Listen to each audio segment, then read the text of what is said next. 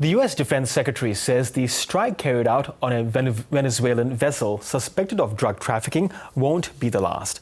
The strike killed 11 people and is the first known attack by the U.S. after the Trump administration deployed warships to the South Caribbean. Well, Juan Gonzalez is President Joe Biden's Latin America advisor in the past, and he's currently a resident fellow at Georgetown Americas Institute. And he joins me now from Washington, D.C. Good to have you with us early in the morning where you are. Firstly, what did you make of this particular strike, and did it violate international law? Well, thank you for having me. I mean, the operation definitely bypassed standard Coast Guard procedures that include boarding, verifying cargo, and detaining the crew. And instead, it used, as you outlined, overwhelming military force. So a nuclear submarine, 4,500 personnel, including Marines, against a single vessel. And the concern here is that without proper verification, such tactics really risk harming innocent civilians and creating an open-ended military campaign. And it does not really appear to be any domestic or international law basis for the action.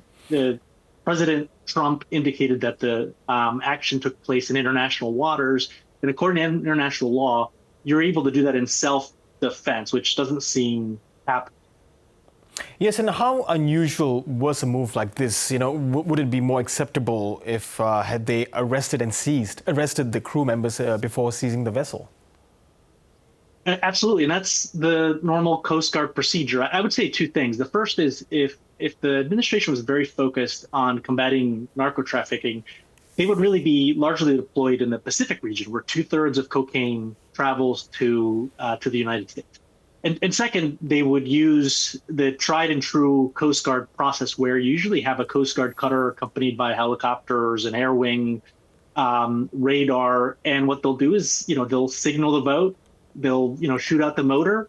And the value of doing this is then the Coast Guard then arrests, questions, and then that intelligence goes back to the Department of Justice to help build bigger case against the bigger fish.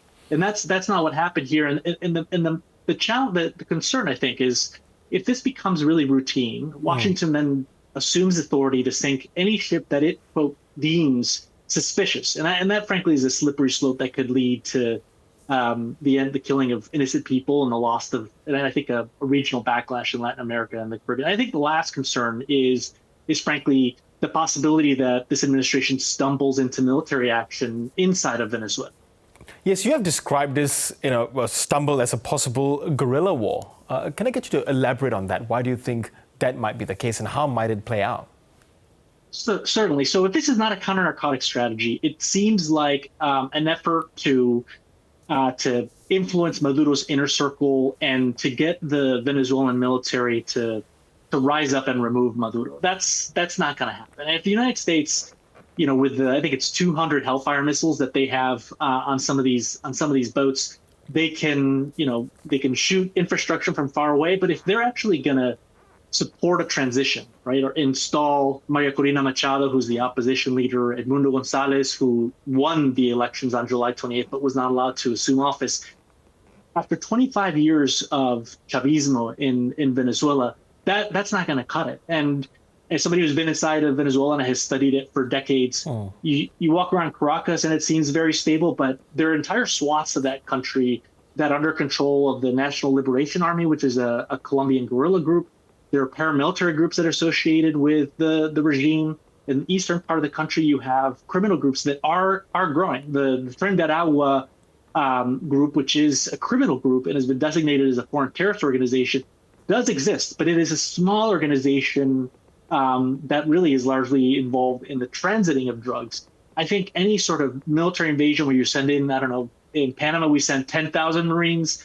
That is going to be, I think, the ingredients exist right now for there to be an internal conflict similar to the one that Colombia has experienced for over half a century. Yes, given what you've just said there, Juan, do you then expect any sort of response from Maduro?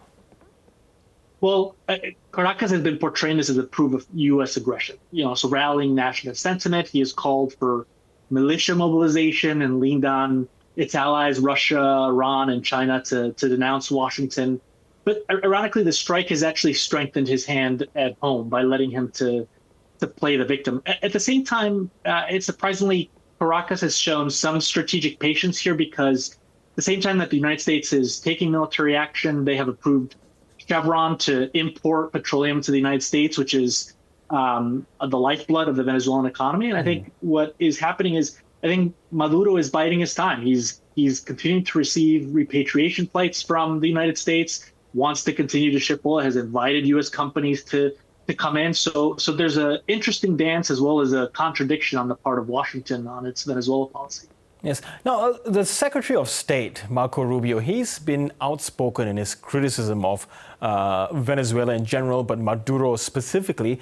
Do you think he has much to do with influencing President Trump's policy in this case? Certainly. And I mean, to be clear, the critiques are valid. Maduro stole the election last year, and he uses a repressive apparatus to maintain control, has, shuts down dissent, has oppressed journalists, everything that really are the marks of a dictatorship. Now, the question is really, what do you do about it? And Washington really doesn't have a good record this century or the last when it comes to military invasion.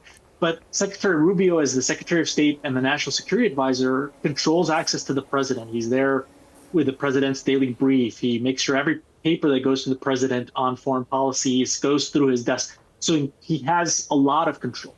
What concerns me is that, he has said that he does not listen to the intelligence community when it comes to Venezuela and does listen to the opposition. I think, frankly, that's dangerous.